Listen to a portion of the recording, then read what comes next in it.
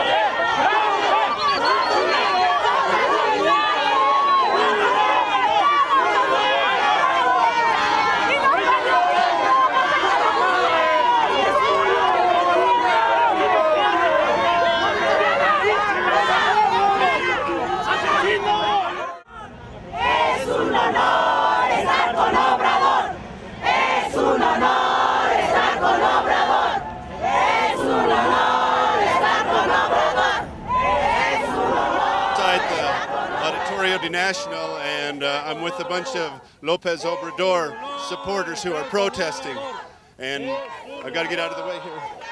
Behind me is the military. It's a lot of army guys.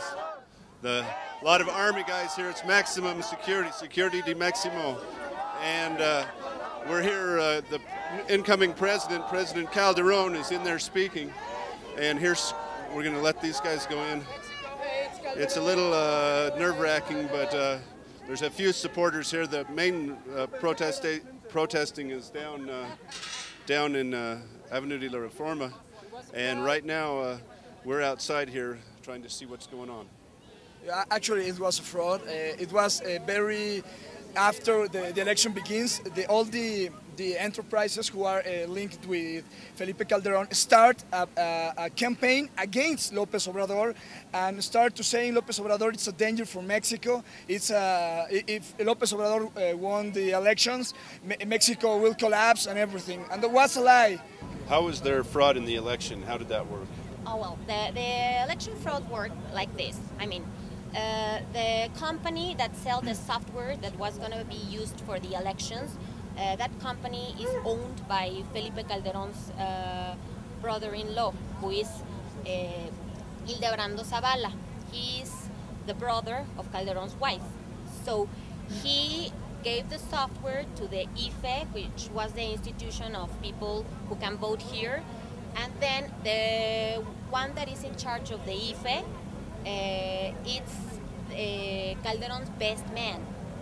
So in any way they are related to Calderón. All the people who were supposed to check that the elections and everything were clean were related to Calderón in some way. So the elections weren't clean. They made a lot of fraud with the computer system, and when Andrés Manuel asked for a new recount, they just said no, we can't because it's too expensive.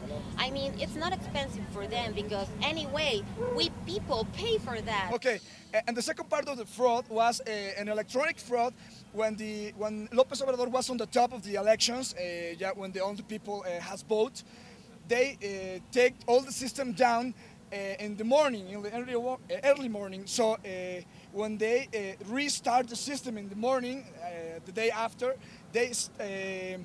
Felipe Calderón was on the first place in front of Obrador. They make that electronic fraud, so they make the people can disappoint about López Obrador. If we think López Obrador has lost, but we didn't. He has lost. We know he won the elections. And now we are trying to speak out loud, saying López Obrador won the elections, and they are not letting us. They are putting all the army against us.